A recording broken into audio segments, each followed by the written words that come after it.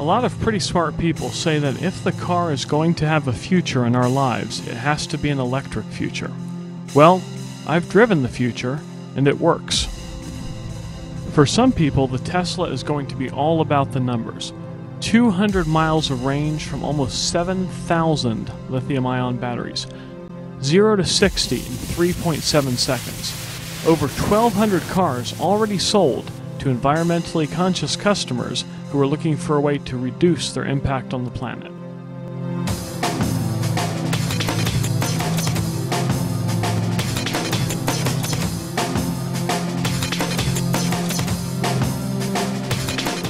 Let's see how fast we can get from, I don't know.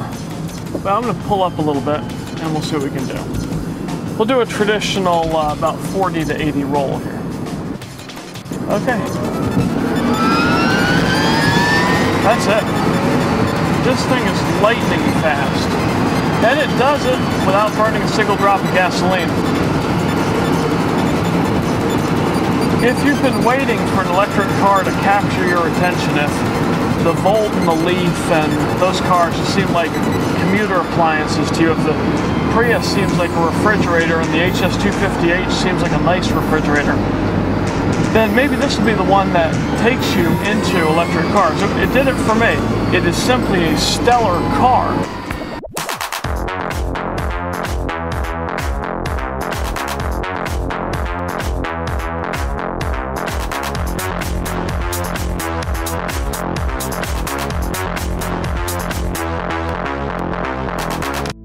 More than any other supercar you can think of, or nearly any car you can think of, this is a car that is comfortable in stop-and-go traffic. It's just made for this urban grind. You know, when you come to a halt, it's not as fear-inducing as it would be in a Ferrari 458. At least you know it's probably unlikely to catch on fire.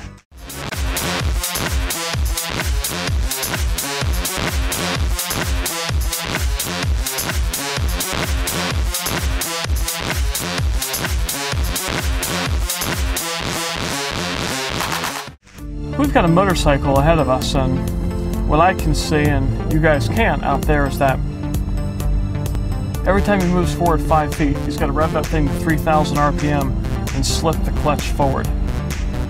Boy, after a day in a Tesla, that seems like the most wasteful thing you can imagine. So we've got a car that's comfortable in traffic. The question is, how is it on the open road? And the answer is, it's really good.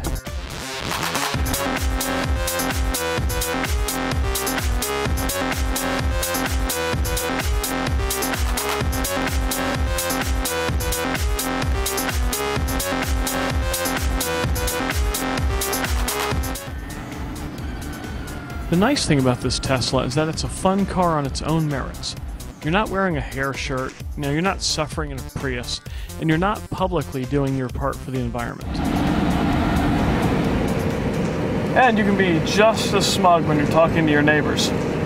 Oh, I saw these baby seals the other day and they're being threatened by the environment, but I was out doing 130 miles an hour on my Tesla yesterday and that was actually helping them out. You don't have to be concerned about sustainability or fuel use or oil spills in the Gulf of Mexico. You just have to want to drive a nice car. We've been driving around looking for people to street race with, but nobody really wants to street race with us. That's because they understand that they really have no chance.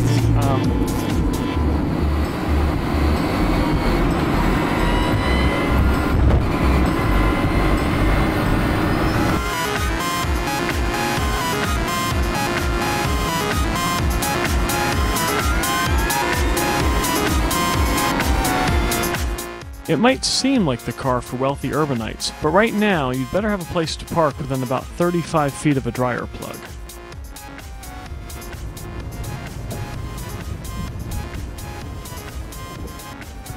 If you live here, you won't have any trouble finding a place to charge your Tesla. But if you live there, it's not going to be so simple.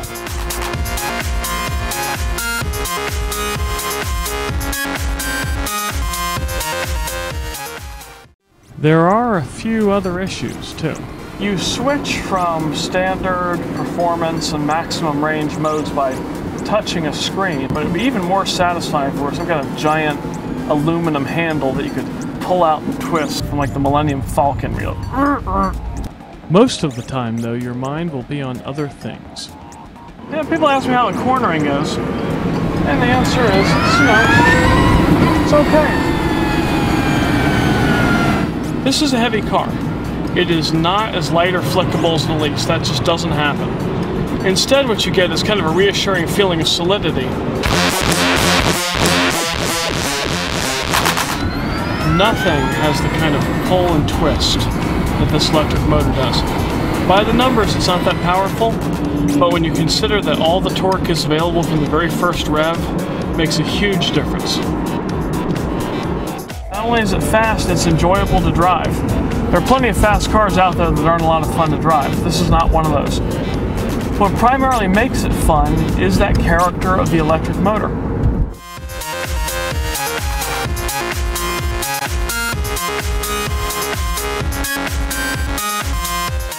This is a completely different and completely new type of performance. With this car, we've got the instant torque of the electric motor. We've got the very futuristic styling, the very futuristic interior, and it feels postmodern. It just feels right. To me, this is a better and more enjoyable car than a Lotus Elise. Of course, it also costs more than twice as much, so it should be. It's not what I was expecting, which was an Elise minus. An Elise minus the lightness, and an Elise minus the fun. Instead, it's more like an Elise plus torque, and an Elise plus relevance for the modern era.